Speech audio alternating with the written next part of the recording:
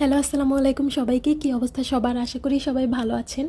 তো আজ আমি আপনাদের সাথে শেয়ার করতে যাচ্ছি টিস্যু পেপার দিয়ে আমি কিভাবে এত সুন্দর রিয়েলিস্টিক ফ্লাওয়ার গাজরাটি তৈরি করেছিলাম।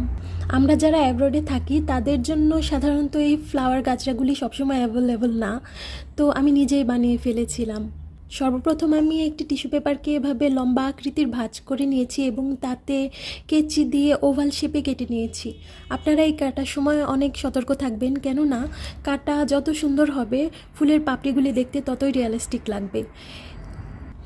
এরপর দেখতেই পাচ্ছেন বেশ কয়েকটি ঘর হয়েছে এবং এখান থেকে দুটি করে ঘর কেটে নেবেন এবং ঘরগুলি যত ছোট হবে মানে সর্বোচ্চ দুটি ঘর রাখতে পারেন, কারণ ঘরগুলি বেশি হলে ফুলগুলি মোটা হয়ে যাবে, আর ফুলগুলি মোটা হয়ে গেলে ফুলের পাপড়িগুলি চিকন হবে না আর দেখতেও রিয়েলিস্টিক লাগবে না।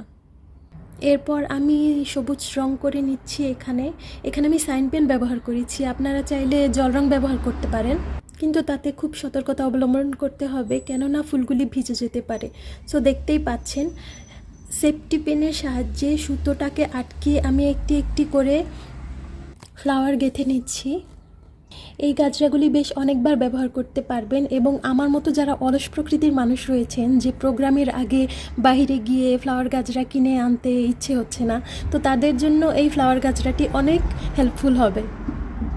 তো এই হচ্ছে আমার গাজরার ফাইনাল লুক। আমি কিছু বলবো না, আপনারাই বলে যাবেন কেমন হয়েছে।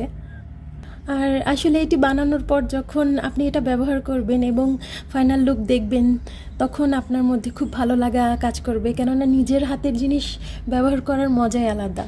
তো ভালো থাকবেন সবাই। আসসালামু আলাইকুম।